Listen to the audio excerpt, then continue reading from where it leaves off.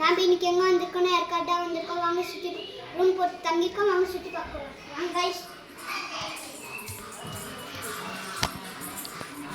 வாங்க வாங்க. இங்கதான்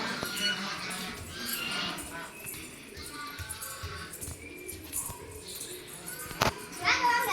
அழகா வந்துட்டோம். இதே நம்ம ரூம்.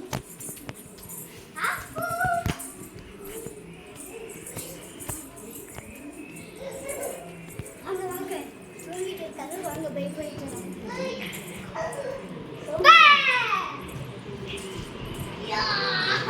என்னடா பண்ற? வாங்க கைஸ்.